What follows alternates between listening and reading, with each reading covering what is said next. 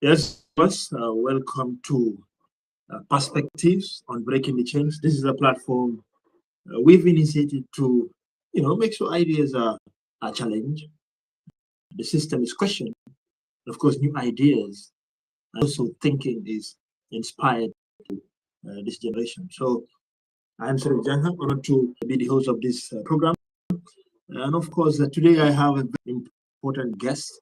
Uh, he's my second guest as far as online streaming is concerned, and my first guest as far as perspectives are concerned. He is Usman Njai of Tabariumi. He's an entrepreneur, also a politician. Usman, you're welcome to Perspective on Breaking the Chains. Thank you very much for having me. It's a pleasure to be here. And as you rightly said, we may ask the right questions or even ask the wrong questions. However, we must continue to seek the right answers. I am a young politician, a Gambian, who have decided to join the political conversations at a time where young people are challenged with a lot of issues, including job creation, education, as well as economic opportunities. So I joined the political conversation because I believe that politics shouldn't be about personalities, rather it should be about ideas and policies that will shape and improve the lives of ordinary Gambians. That's where the conversation should be. Thank you for having me. Absolutely. Thank you very much for being with us today. We've understood the Gambia is heading to elections. We are in election year. And you see, people always asking who's going to be our next leader. Even if you say people, we need a new leader, some says, who will substitute Barrow? There's no alternative for Barrow. So who is there to substitute the president? But I Mm, always will say to anybody that the question is not a mm, matter of who should lead this country. The question is a matter of how should this country be governed and what do we intend to build? What nation, what kind of country do we intend to build? That is the fundamental question each country must ask, and also as far as our nation is concerned, each citizen should absolutely. ask the fundamental question: How must we Mm, govern ourselves? And nation or country must we build or intend to build? So this is a fundamental question. And I will also, before we get into the deep discussion of the topic, I would like you to tell the viewers who is Osman Jai and what inspires you to think that it's important to get involved in politics. Thank you very much. As you rightly said, that is exactly the question that needs to be asked. Not necessarily who, but how do we intend this country to be governed or to be run? I am Usman Mjai, currently the Digital and Creative Strategy Director for Tabah Rewmi, as well as the External Affairs Secretary for Tabah Rewmi, let's say, responsible for diaspora affairs. I joined politics not simply because that the constitution of the Gambia dictates so and encourages us to, but because I believe that we should have a politics where we shouldn't ask who is speaking, but we should ask what is being said. That type of conversation that revolves around job creation, economic opportunity, and improving the life of ordinary Gambians is the reason I joined politics to at least contribute towards conversations that will center on this. And it is equally okay to say that we are in an election year, but every other time I do tell people that we are at the time that the winner is declared, and at that very moment we are equally in another election cycle. Why?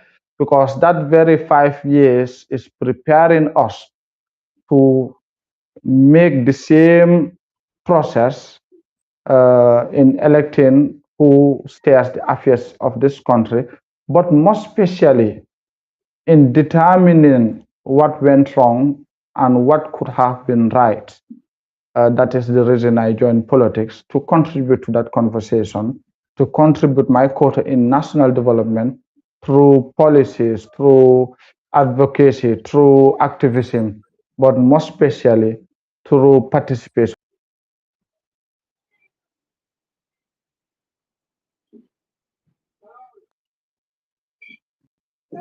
Hello, can you hear me? Yes. Yeah, I'm getting you. Thank you. Thank you for that. I think that's a wonderful question. I don't know answers. Now, looking at because we're living in a very dire situation as far as this nation is concerned. That it is 60 years after independence, and looking at it Mhm. so much, you will find out that looking at the history, especially if you read the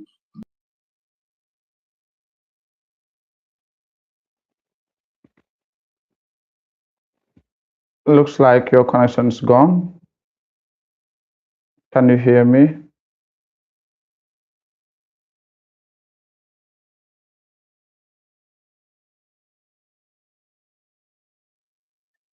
Sharif, can you hear me?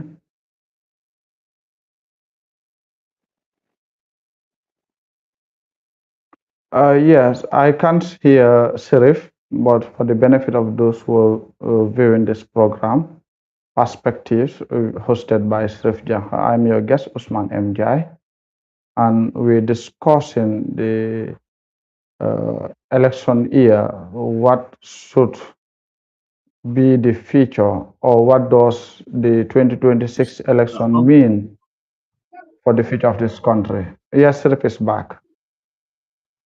yeah. Sharif, go on. So yeah. So what I'm saying is that is the kind of politics Gambia is known for, and we still seeing ourselves in the same situation where people only have to vie for people just because of their personality, not actually they have a blueprint, not because they have solution, not because they have the ideas, but because they are persons with things we like, and then therefore go after or run after, and therefore vote for. That kind of politics, do you think is going to help this country to still solve the problems we face? No, I don't think so. For the very simple fact that we understand that repeating the same procedure and expecting a different results is a sign of insanity. We are where we are, poor service delivery, poor health care, in fact, corruption, rampant corruption, and the desperateness in youth to have opportunities here at home is equally concerning. And all this have been as a result of what have been the status quo in this country. So the simple answer is that no, that cannot take us anywhere, because if it could have, we would have been better than where we are. The conversation, the national conversation, should center on what is being said and not necessarily who is speaking based on tribalism, who is speaking based on religious affiliations, or who is speaking based on even regional affiliations. No, we're saying that what is being said, are there concrete plans to remedy the economic hardships that we found ourselves in? Are there enough job creations for youth, for young people? Or more especially, is the ordinary Gambian being rescued from the hands of poverty? This is where the conversation should be. And when we reach to that level, we will realize massive development. Yes, it's true that we have improvements in democratic freedom that compared to previous regimes, but that freedom should be translated into development, into proper service delivery. And unless we hold conversations around ideas, around plans, around agenda, we wouldn't move anywhere. Thank you. Yeah, important mention because as far as it's not politics of ideas, politics of solutions, we will still be repeating the same method of politics and still not solving our problems. So, what do you think are the most important issues that should define the 2026 presidential election? Thank you. there are numerous things that should define the 2026 election, but three amongst them are as follows. Like one is economic freedom. Are we going to continue to be a nation of consumers or a nation of producers? Are we going to continue to rely on external providers for simple and basic services like electricity? Or are we going to continue to allow the dollar to continue deteriorating in value at the mercy of other currencies? That is one. Are we going to continue to have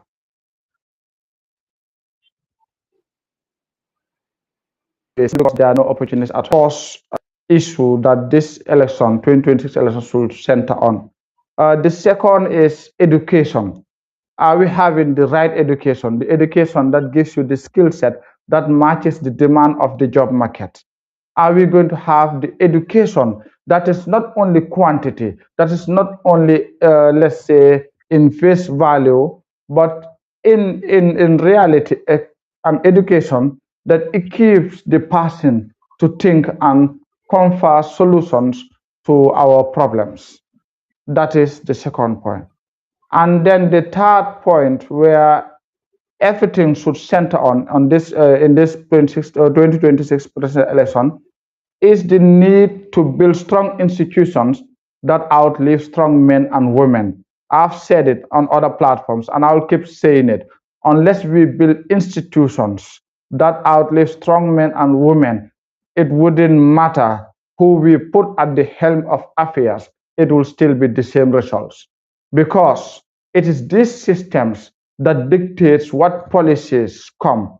It is these systems that dictates how effectively accountability is treated. It is these systems that ensure that corruption is being fought with every possible means.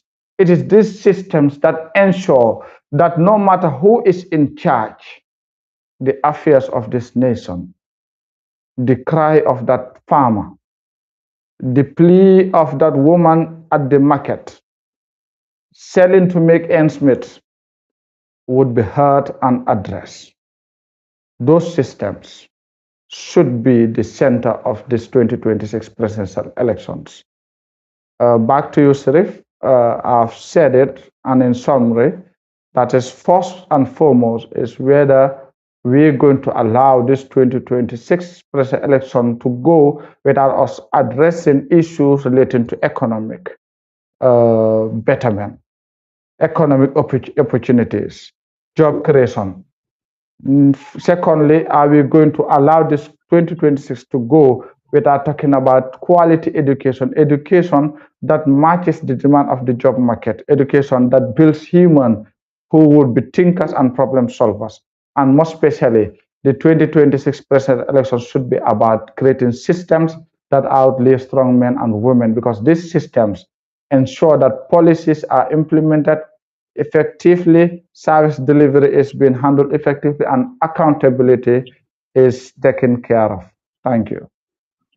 Yeah, thank you very much for that one. So now you look at now of the Gambians, because you realize that Gambian people, do not necessarily vote for ideas, for policies, for programs that are very well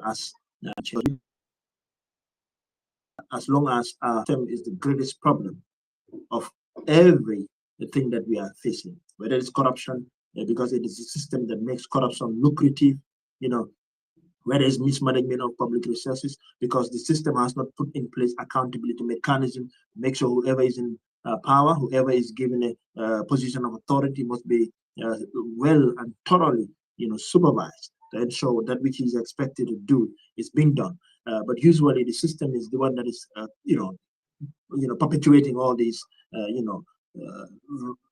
very erroneous or wrong conduct of public officials. And whoever is put in power or in authority under this system will still repeat the same thing. So why do you think Gambians still subscribe to, voting for politics of voting for personalities, voting based on ethnic, voting based on, you know, nepotism. So why do you think is the reason Gambians still subscribe to that? Thank you. The number one reason is that because it serves certain politicians.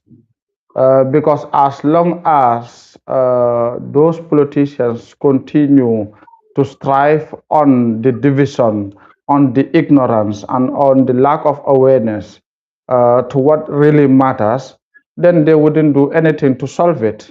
Because they know that when it comes to ideas, probably there are more people or out there who have better ideas, more young people with fresh perspectives who have what it takes to actually bring solutions to whatever problems we're having.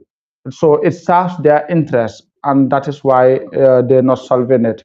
One of the fundamental problems comes back to political culture. You know, it's very difficult to bring about change to people who have already believed and who have already been taught and made to believe certain things. So it takes some level of awareness creation, civic education, and persistence in preaching that we must walk away from the politics of personalities to a politic of policies and ideas, because at the end of the day, Gambia belongs to all of us.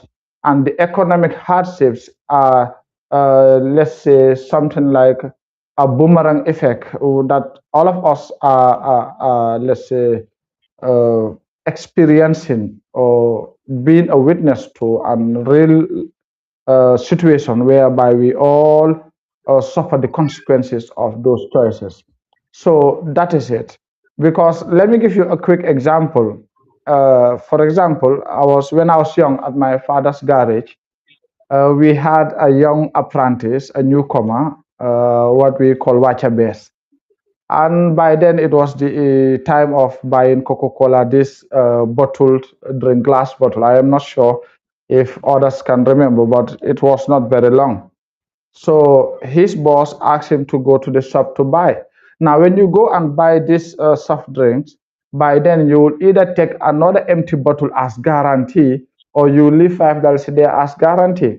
Now, when the boy went and brought the bottle, so after his boss made use of the bottle and returned it, gave it to the boy to return. The boy went up to the shop but ran back and came and was searching for the cap of the bottle, for the bottle cap. Everyone busted into laughter. Why? Because we thought that it is ridiculous. It is just stupid for someone to return the bottle with the cap, because that was not necessary. I laughed along. But somewhere along the line, when I grew and outgrew that level, I knew that that boy was intelligent, because when he was buying the bottle, it came with a cap. So it is only logical for him to, when returning it, to return the cap alone. So instead of cheering him up, instead of applauding him, we killed his spirit. We just took down his moral, simply because that's what society dictates us.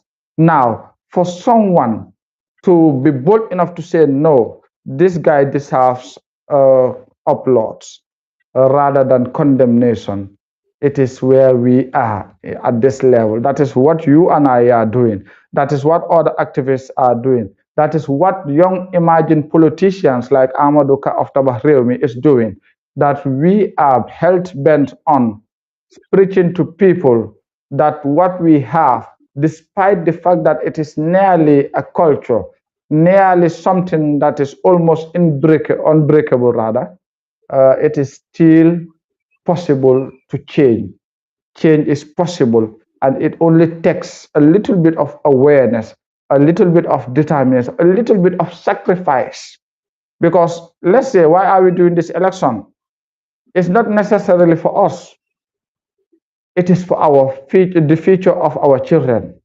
Because there is a saying, I don't know which country, but they say this, that the only thing more important than the future than our children is the future of our children. And how does one defend this? That next election is about our children. I will say the simple answer is that the policies, the decisions, the programs whatsoever that would be carried out in the next 5 years would have that long-term effect to affect the next 50 years of this country. Thank you. Yeah, thank you very much. Now, looking at uh,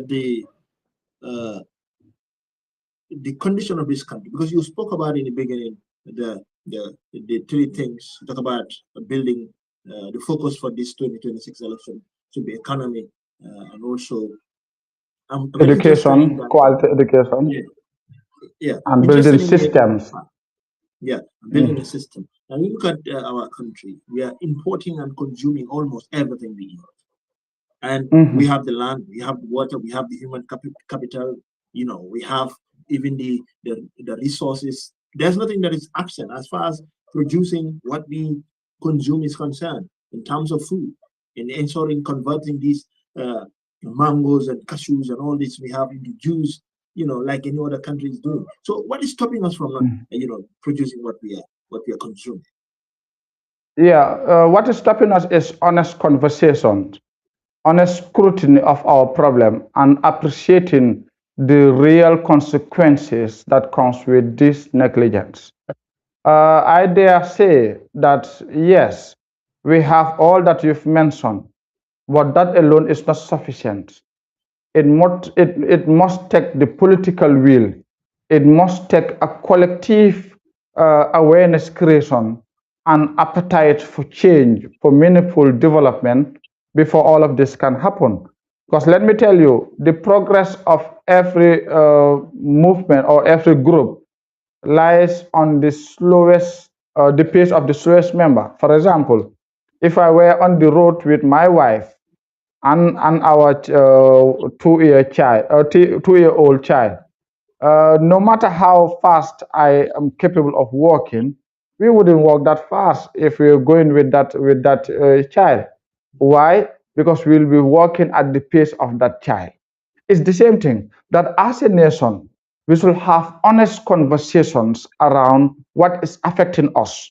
For example, take this electricity blackouts and let's say load shedding here and there.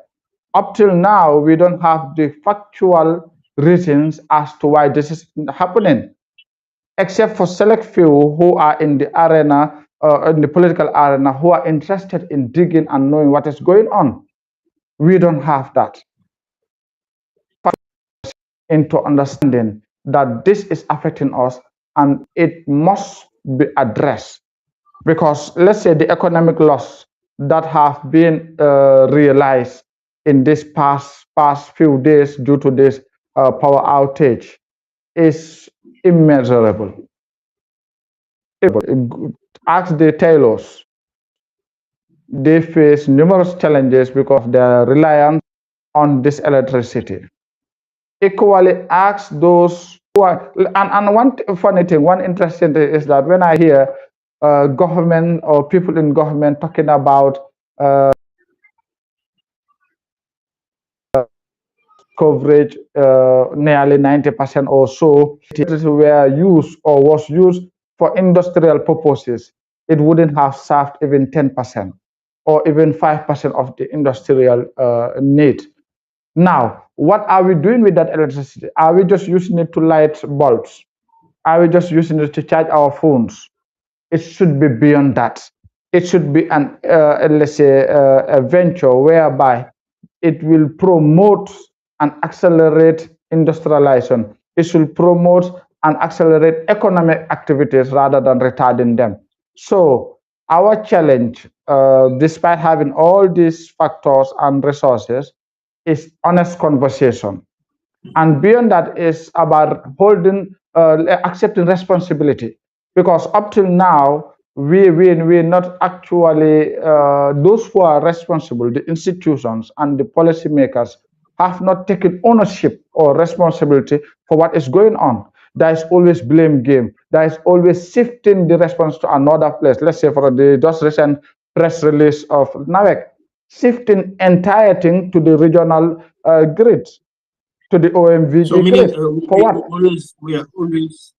so meaning we are always looking at something to tie the conditions we are living in. You blame Good. the things that are happening, but people, they must remember COVID-19 came here. We were supposed to be taught a lesson as to what we must do with our health system, what we must do with our food Thank you. system, what we must do with all To these be things. Now we have another situation. proactive. Mhm. Yeah, we have another situation where oil is now another crisis. This is another thing that's telling us we need to tap our energy. We need to make sure we work towards energy, and that's sovereignty. And the sun is here, an important source of power for our country. But no, it is about importing oil and then use it for electricity so that we can power our machines. But this is another thing that we are going to learn from. Instead of trying to be blaming the sub-region not supplying enough or cutting something or using their supply to us, we should reason to make sure we have an independent energy. Yeah, but that's where the question is: are we going to learn? Are we going to really learn from that? Instead, what we've been seeing recently is that people will benefit. Some select few will benefit from this predicament, from this very awful situation, in the form of kickbacks, in the form of corruption, and you name it. The question is, for how long would we continue to endure this?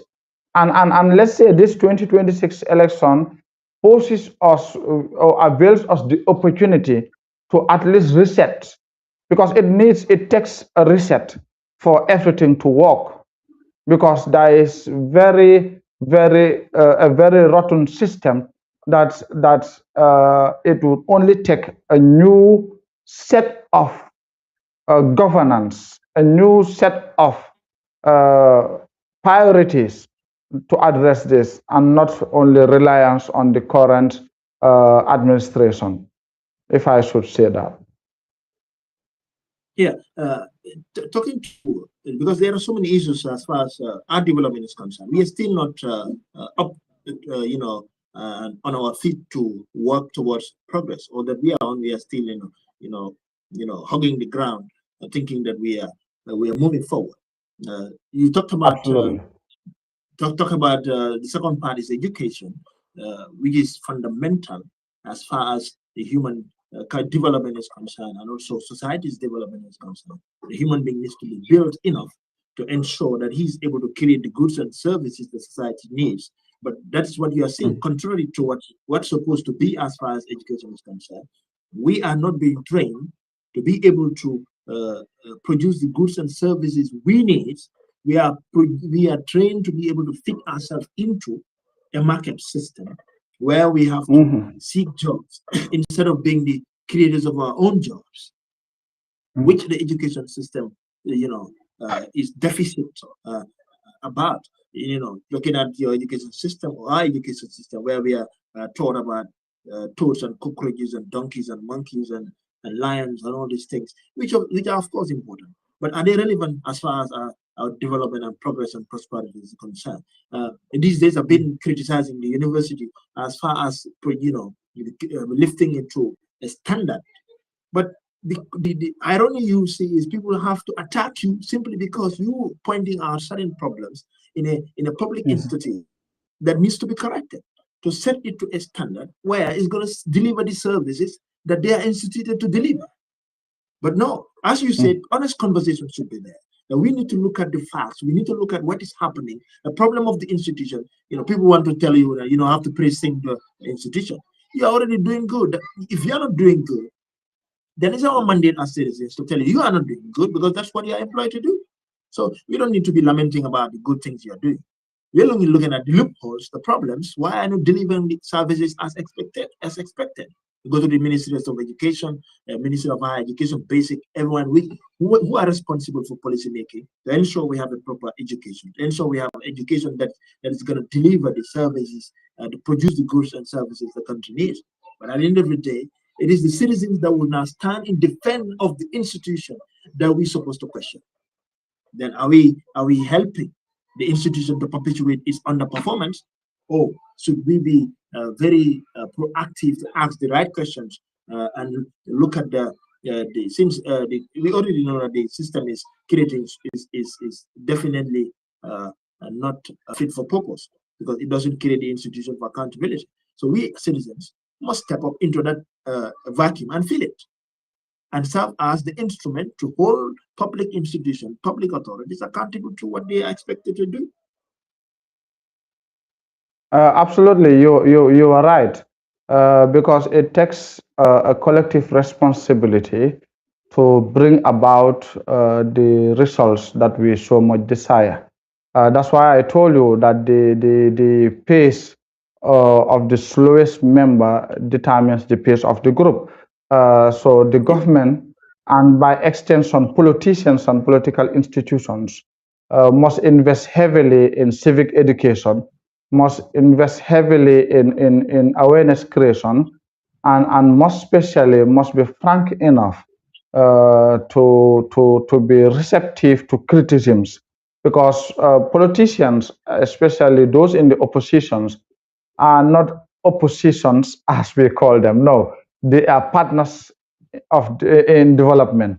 They actually not always criticize, but sometimes they offer solutions. They offer alternatives. For example, when we talk about job creation in this country, Tabahremi has offered an alternative that the very fertile land we have, the abundant water we have, if we could make year-round cultivation, year-round farming, then that would serve as employment creation for so many young people.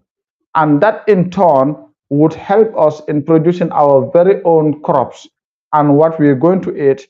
That as well would help in our health, in improving health conditions, because man is what he eats.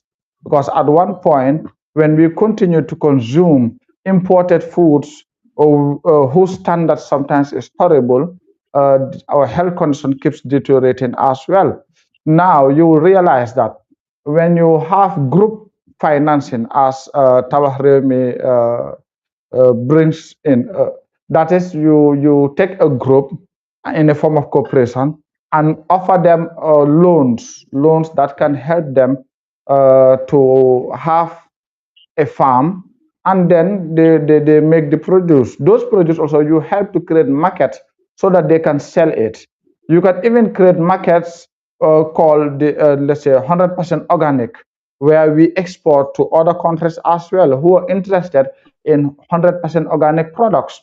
Now, such an alternative, suppose it were implemented, we will not have a situation where Gambians would be taken to Spain to even be working on this labor migration. Now, when you look at this, you will understand the important role of opposition in as partners in national development.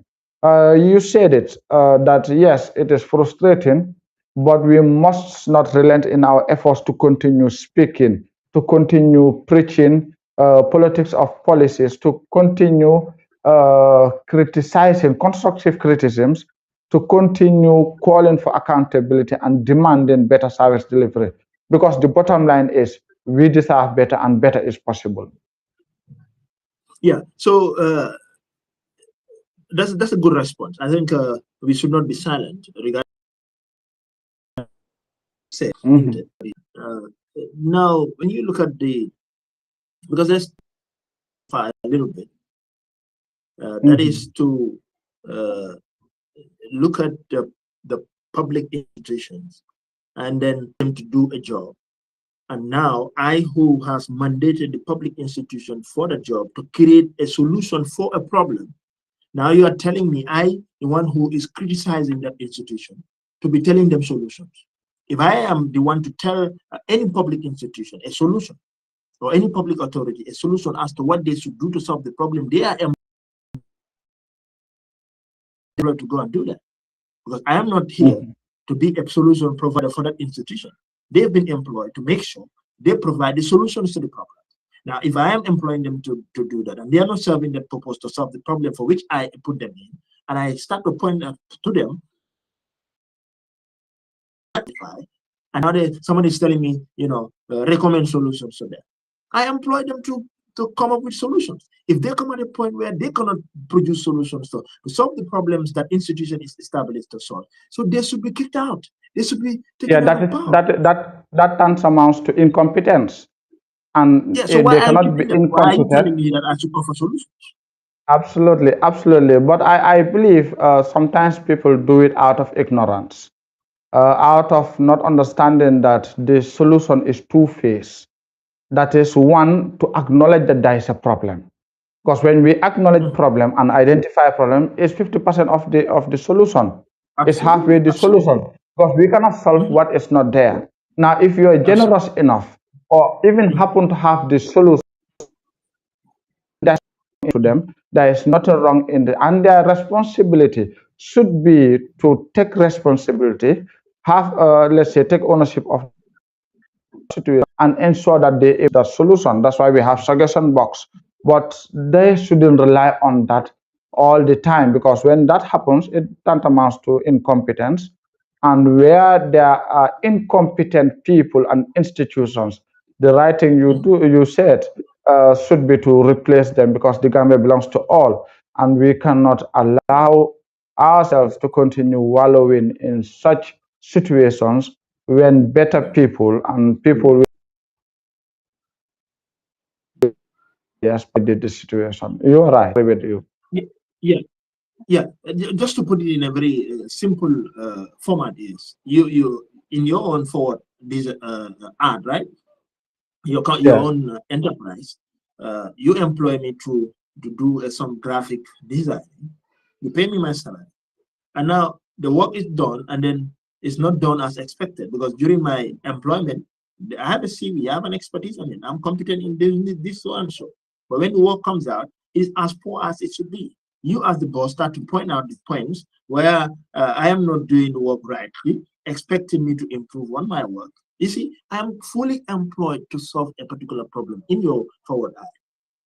So in that moment in time, you criticizing, now I'll be telling you, instead of criticizing me, offer me some solution as to how to fix it, then I should be fired, disqualified. Yes, yes, you are right. And you've raised a very important thing here.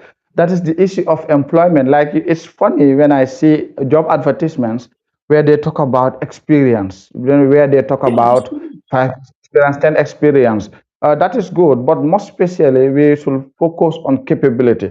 The reason I say this is because I am in the technology industry, in the technology field, and you will see that even though someone may have 5 years experience in an industry or 10 years, there are emerging technologies that at least nearly nullifies whatever you've experienced, because there are new technologies, and those technologies come with new challenges.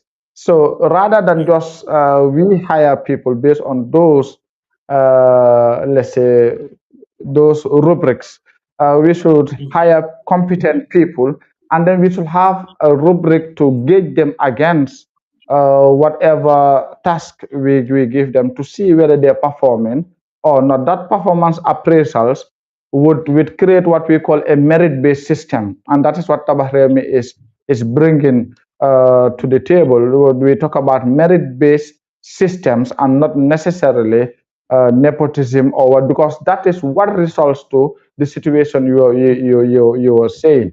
That is where you have people in positions where they are not competent, and more especially they are lazy to even do the needful. That is to seek more, learn more, and implement more. Because there is nothing wrong in failing.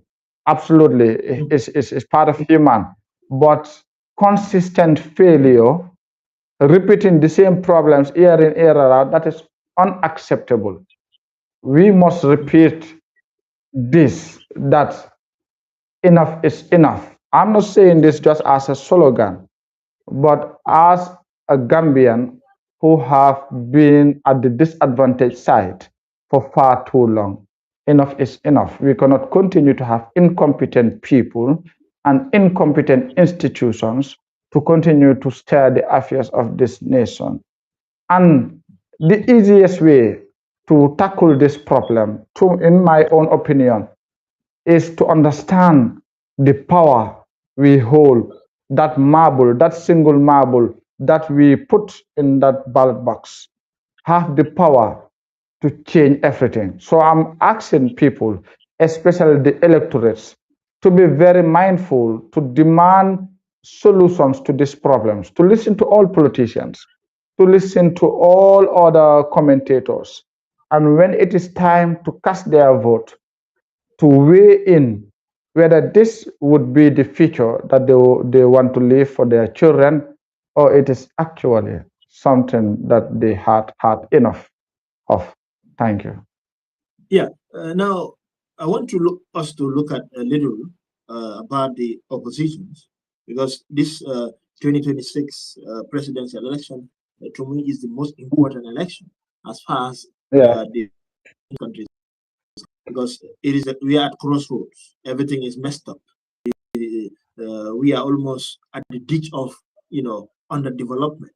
We are highly indebted, poor country with a huge amount of debt that we don't even know how to pay. With your dollars depreciating by the prices, skyrocketing, you know, making life so difficult to the ordinary Gambian. So we are in an era of pain and difficulty, and it is important for us to understand that this election coming is crucial. So the opposition, it is hardly to see one political party able to, take power from incumbent. Very difficult.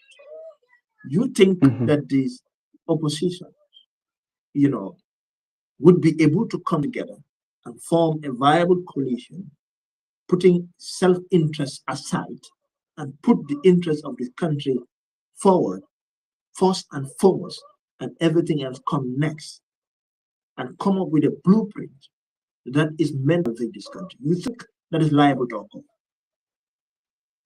Yes, that is a possibility because in politics everything is possible. Equally, it But just is. for the current environment. Yes. Yes, I'm coming. I'm building my premises. Like it is possible because everything is possible. It is even possible at the last minute.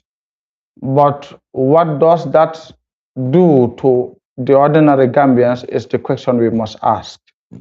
That is, it's not only a convergence of convenience, but as you rightly alluded to, it must be a sacrifice, an understanding of where we are, and a determination to chart in a new path But where the that blueprint. seems to be lacking in the opposition. That seems to be lacking. I'm not saying any of these opposition who is on that sacrifice path, especially just maybe very few who are emerging, but the willingness to sacrifice everything just to see this country move, that seems to be absent.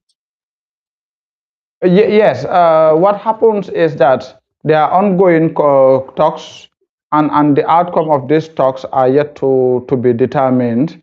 But when we look at it at surface level, I told you that the current types of politics we have favors certain politicians or favors politicians because most of those strive on the divisions that are apparently being created by the very politicians who preach or let's say go about talking about that they don't want it or they don't even promote it.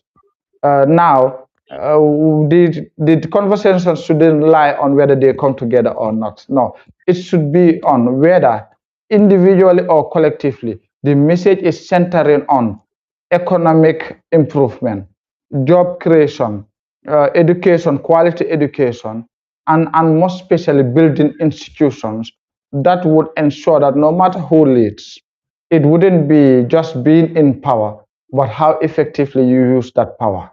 That should be the real conversation. And that's what we are concerned about at the moment. And whether people come together or not, it is the electorate who go, the electorate It is the electorates who actually do make the final decision. Sorry, I'm having call. It's crazy. Can you hear me?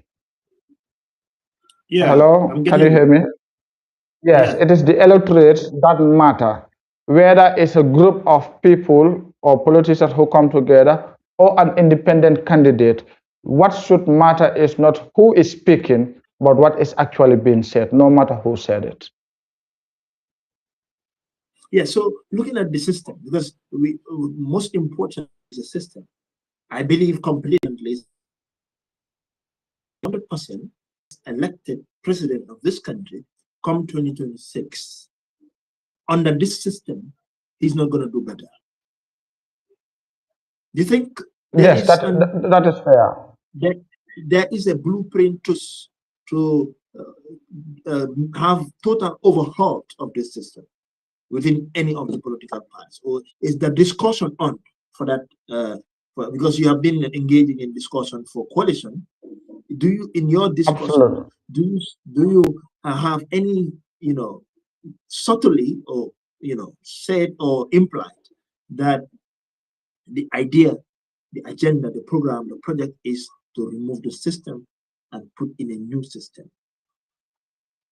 Yes, that is almost what every other person is saying. And there have been discussions around that. But the problem is not necessarily the system. If I quote unquote system, if I should explain, the problem is implementing the policies that serve ordinary Gambians. We have a national development blueprint. We have, let's say, also a youth development framework, national youth development framework. We have policies. We have very sound policies.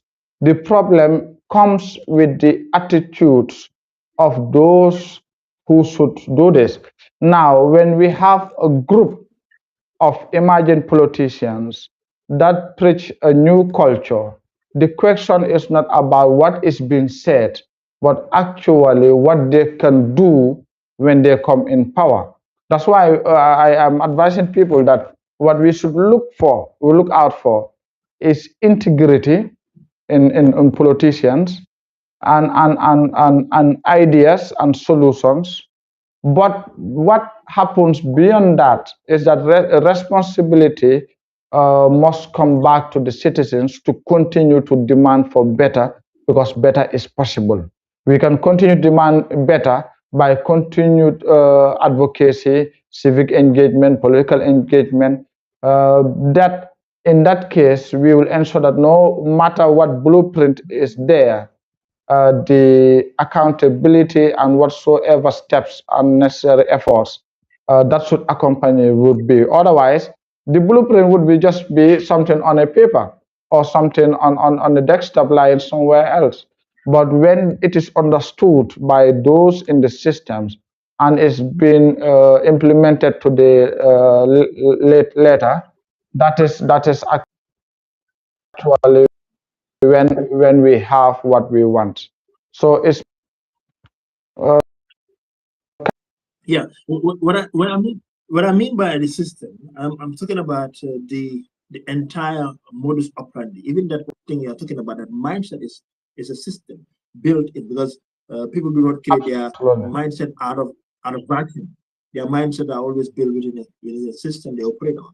Let's say, for instance, if the system will allow that a certain kind of project will be sold to the people, and that individual promised to the people that this is the project I'm bringing forward, and now this is the Mhm. project I am selling you to put me in power, and that individual, is now given the mandate to be in power, and now fail its responsibility to execute that which he promised to the people, and now nothing comes out of it. And now people start to tell that is politics, is just to come and deceive the people and lie and make all kind of fabrication and then get to power and then do whatever you want to do. That is the system. There is no willingness in carrying out your promises to the people. So, like, words are just Now, words, means nothing. yes. Now And that's what the let me system is all help you about. here. Yeah, let me help you here. You Like, can let me finish the solution is and then I'll already allow you there. to. Okay, Let's go say, on, for go on, instance, go on. there's Yes. a national development plan. You put all the plans, and then now launching the national development plan, and nothing is carried out as far as the national development is concerned. That's a failed Yeah. promise to the Yeah. government. People document it. You talk about policy. Let's say, for Mm. instance, you are the Minister of Higher Education. What is your responsibility to craft policy? Now you craft a policy, and this is what is to be done to govern the tertiary institution, higher education centers. And now you are not doing anything in respect to the implementation of that. And then you are left to be in the position as you're supposed to be. And your paid salary expected you to implement that policy. But nothing happened. The system allows that people are allowed to do whatever they want to do and scot-free. That is what we're talking about. Is that we're gonna still allow people to come to us and this is the documentation we're gonna, or this is the document or the project we want to govern you by, and then at the end of the day, you govern us with something different from that, and you are led to be. Should that be?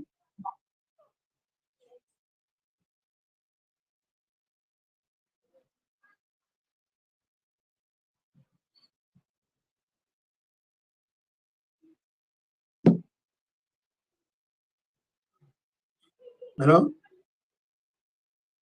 Sanjay, are you there?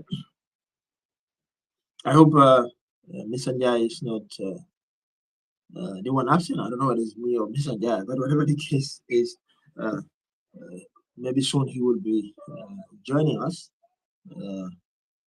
Now, the essence of the entire discussion is this: that we have an issue. Yeah, Yes. I'm. Yes. My Yeah, connection was lost. Yes. You may continue. yeah, I understand. So now what I'm saying is the Yes. question was, yeah, my question was going to be like this: do we have to still Yes. allow people to promise us and then go and fail the promise and then go scot-free? No, we don't have to. And that solution has already been availed to us.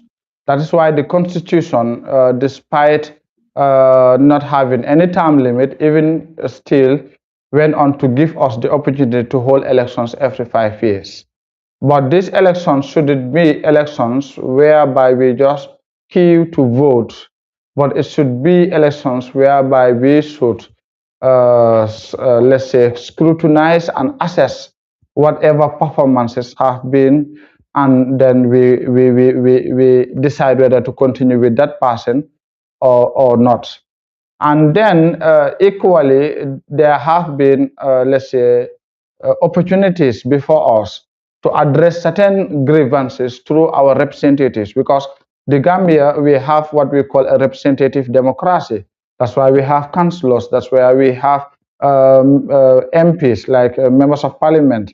That's why we have even courts and whatsoever. Now we must not only wait for this election 5 years, which is the ultimate day for us to decide whether we want to continue with this system or whether we want to bring in someone else and another system. But somewhere along the line, in between, we can address certain things through our representatives to this National Assembly, through our councillors, and through even the courts, and through petitions, through advocacy. The bottom line is that it's unacceptable. We must not continue to accept this, but equally, But we let's say, must use the right channel to solve those problems. Yes, this you may is, go on. let's say, for instance, we can come and all kind of promises and then get to power, and now the promises are not fulfilled. And now I, as a concerned citizen, wish to take that matter to where? Where will I take the matter to? For It having depends the on the matter. Cameroon. No, it depends on the matter, and it depends on how strongly the institutions are built. There are instances That's not where my you problem. can take. Yes, yes, that's the problem. And I understand that, let's say, system change cannot be a moment. There must be a moment where things start, but it must take a duration.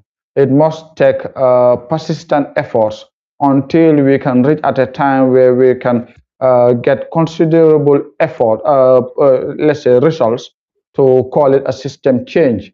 But it's a gradual process, and I am very hopeful that we will reach there. And I believe that this 2026 election would be used as an opportunity to at least bring in a fresh system that can address all that you concerns you are having, like all other concerned Gambians. Okay, so now that's understood. For me, that's why people think I'm kind of crazy, because I'm more concerned about the substance itself, and then seeing that the institution or the political party or whoever is power, that power has to be not for yourself, not for anybody around you, but for the very Mhm. people that mandate you to be in that power. You Absolutely, understand the point? absolutely, So yeah, absolutely. if that is the case, we have to make sure we govern to serve the people, not to serve any Mhm. circle or group of people who put us in the process of being in power.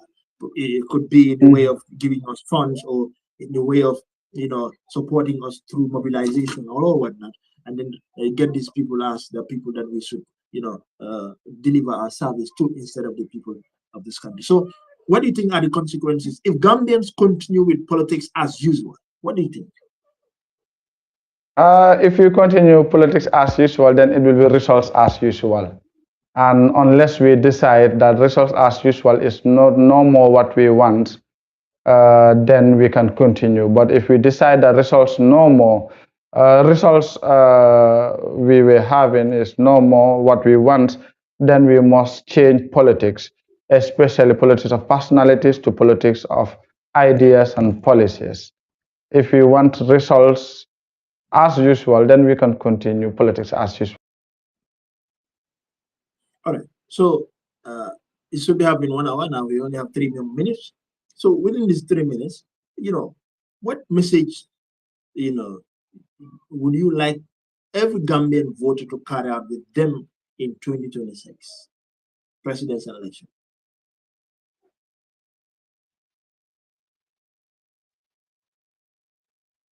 Yes, yeah, I there.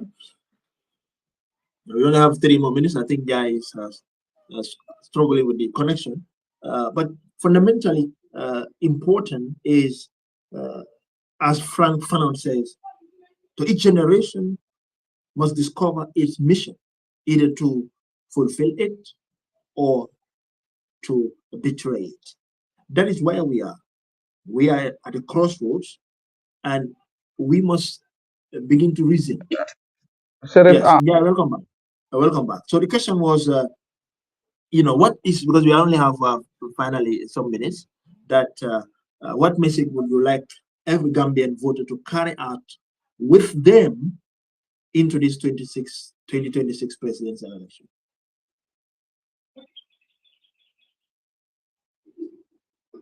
Yeah, I there. Hello. All right. I think yeah, he's still struggling with his internet. But I'm trying to put forward before he comes back is to each, especially our generation, we have to discover our mission. Our mission is not to affiliate ourselves to any political party or to any individual. Our mandate is to question power, question the system, and ensure that which we wish is carried out. But that cannot be achieved until we get organized and not do things because we want to get fame, or we want to do things because we want to get quote unquote recognition, or we want to get some kind of public attention for the purpose of public attention, and not for the purpose of ensuring the very system that is here to oppress us, the very system that is here to deprive us our liberty, the very system that is here to exploit us. It's destroyed and completely substituted with a system that is all inclusive, both economic and political. This is important. And as far as our progress and our development is concerned as a people and as a nation, we must begin to question everything that is on our table. Most of us are too sentimental.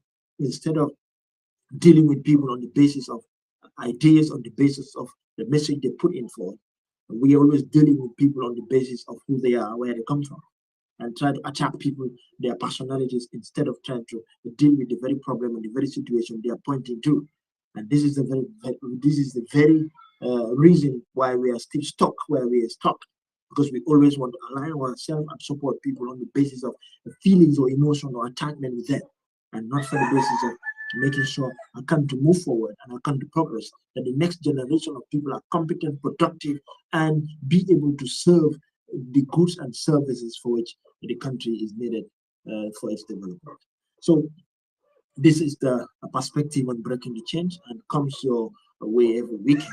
And we're going to be discussing it. It's going to be an honest conversation beyond propaganda, beyond party loyalty, beyond ethnic sentiment. It is for the purpose of making sure ideas are challenged. We ensure that the system is questioned, and also a new way of thinking is inspired. Since we were not able to still have Mr. Njai with us, we like to draw the curtain of this episode until we come your way next. It is from me, Sir Janhan, until Saturday, with another guest to still further the discussions. Thank you very much for being there, and it's a pleasure also to be here. Thank you.